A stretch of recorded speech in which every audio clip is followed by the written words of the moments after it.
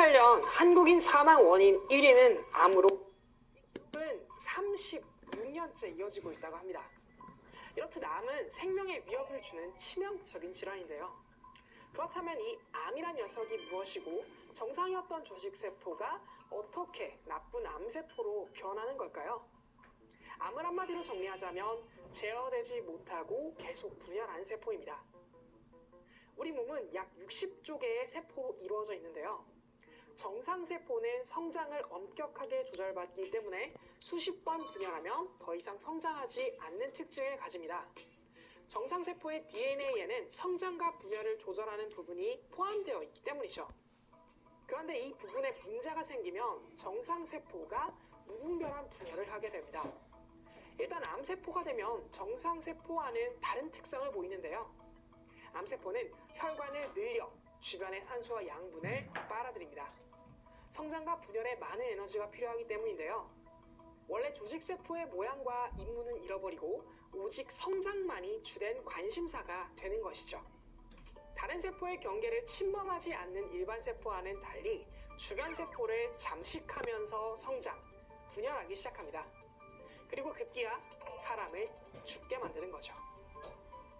그렇다면 이런 돌연 유전 정보가 변이되는 현상, 돌연변이는 어떻게 일어나는 걸까요? 생물학에서는 돌연변이가 일어나는 형태에 대해 그 유형과 성격에 따라 크게 두 가지로 나뉜다고 합니다.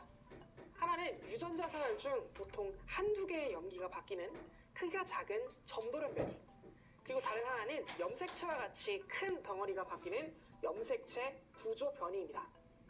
점돌연변이는 DNA 염기 서열 중에서 하나의 염기 서열이 바뀌는 경우를 말하는데요.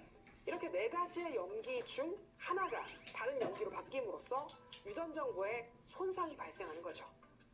반면 구조 변이는 한두 개의 염기 단위가 아니라 작게는 수천 개의 염기, 크게는 염색체 큰 단위의 수억 개의 염기 크기의 커다란 DNA 묶음 덩어리가 한꺼번에 바뀌는 현상입니다. 큰 DNA 뭉치가 없어져 버리는 결실, 그리고 DNA의 특정 부분이 반복적으로 중첩되는 중복, 또 다른 하나는 DNA 뭉치의 일부가 알 수 없는 이유로 끊어졌는데 이것이 어쩌다 보니 거꾸로 붙어버리는 역위, 마지막으로는 앞선 경우처럼 떨어진 DNA 뭉치가 애꿎은 다른 DNA 뭉치에 붙어버리는 전좌 등이 있습니다. 이렇게 DNA 뭉치가 바뀌게 되면 세포 내 유전자 발현이 극적으로 변화를 일으키게 되어 암을 일으킬 수 있는 것이죠. 그렇다면 정상적인 조직 세포가 성장과 분화 능력을 잃고 끊임없이 분열하고 증식하는 돌연변이가 되는 이유는 무엇일까요? 지금도 이에 대해서는 많은 연구가 진행 중인데요. 첫 번째 기준으로는 돌연변이는 세포의 실수로 자연스럽게 노화와 함께 우리 몸속에서 일어난다고 알려졌습니다. 하나의 세포가 분열할 때마다 유전자는 2배로 복제되는데 이 과정에서 복제되는 DNA의 정보가 100% 정확하게 복제되지 않는 경우가 있다는 것이죠. 또 하나의 기준으로는 인체 외부에서 유래한 발암물질이나 발암 원인에 세포가 노출되어서 돌연변이가 쌓일 수 있다는 거죠. 가장 많이 알려진 것은 바로 담배입니다. 흡연하면 그 물질이 폐세포의 DNA에 달라붙습니다. 담배 안에는 벤조파이렌이라는 것이 있는데요. DNA를 망가뜨리는 대표적인 발암물질입니다. 또 자외선도 발암물질들 중 하나인데요. 방사선은 고에너지 입자로 DNA를 망가뜨리지만 자외선은 그보다는 에너지가 작기 때문에 망가뜨리지는 않지만 염기 서열을 붙여버립니다. 발암물질에 노출된다고 해서 바로 암이 생기지는 않지만 아주 오랫동안 원인물질에 반복적으로 노출돼 인체의 극복 능력이 떨어지면 암이 될 수 있는 것이죠. 현재 일부의 암은 유전자 돌연변이를 근거로 암이 생기기 전에 대비할 수 있습니다. 지난 2013년 할리우드 배우인 안젤리나 졸리는 유방암 발생에 관여한다고 알려진 유전자를 검사해 유방암 발현 가능성이 무려 87%라는 진단을 받았는데요. 유방 절제술을 받은 후 유방암에 걸릴 위험이 87%에서 5%로 줄어들었다고 합니다. 하지만 이는 모든 암에 적용되지는 않는데요.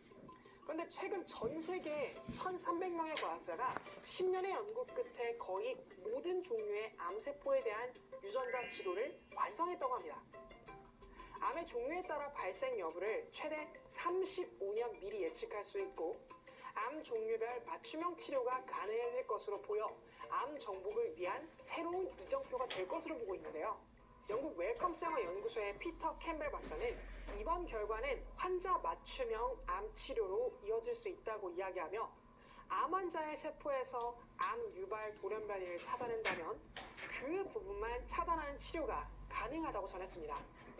이렇게 되면 암 발병을 미리 진단해 약 등으로도 예방할 수도 있다고 하네요. 오늘은